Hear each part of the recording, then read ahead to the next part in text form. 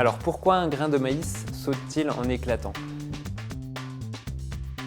Pourquoi ce saut s'accompagne-t-il d'un bruit caractéristique et propre au pop-corn?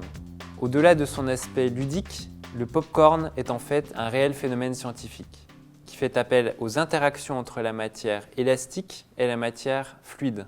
C'est cette dynamique du pop-corn que nous avons étudiée avec le chercheur Alexandre Ponomarenko au laboratoire d'hydrodynamique de l'école polytechnique, le LADIX.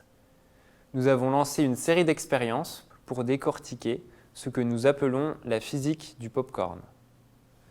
Pour observer la transformation du grain de maïs, qui se déroule sur des temps très courts, de l'ordre de quelques centièmes de seconde seulement, nous avons eu recours à des caméras rapides permettant d'enregistrer plusieurs dizaines de milliers d'images par seconde. À partir de ces expériences, nous avons fait 3 observations. Tout d'abord, nous avons confirmé que tous les grains de pop-corn, quelle que soit leur taille et leur forme, éclatent à la même température de 180 degrés Celsius. Nous avons pour cela construit un modèle simple et robuste permettant de justifier cette propriété. Ensuite, nous avons observé que le saut est provoqué par l'évacuation vers l'extérieur de la mousse d'amidon qui se forme après que le grain de maïs se soit fracturé. Ce saut est donc principalement dicté par la compression et le relâchement de l'amidon en expansion qui agit comme un ressort. Cela forme une sorte de jambe qui projette le grain en l'air. Et ce bond peut faire quelques millimètres à plusieurs centimètres de haut. Troisième observation, le son pop. Lui peut survenir environ 1/10 de seconde après la fracture de la coque externe du pop-corn. Cela signifie donc que ce son n'est pas directement relié à cette fracture.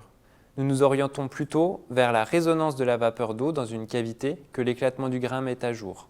Le pop-corn est un objet particulièrement intéressant en biomécanique car il présente des caractéristiques observées indépendamment chez les plantes et chez les animaux. Le pop-corn éclate comme certaines plantes qui se fracturent pour disperser leurs graines et il saute comme un animal qui utilise ses muscles pour s'élancer. Ces recherches nous ont aussi permis de trouver des pistes pour décrire les phénomènes régissant une découverte récente en mécanique des fluides, les explosions de gouttes de Leidenfrost. Plus généralement, mes recherches s'intéressent à des objets familiers tels que les arbres qui résistent au vent ou les drapeaux qui convertissent l'énergie du vent. Et elles ont toutes des applications inattendues mais très concrètes.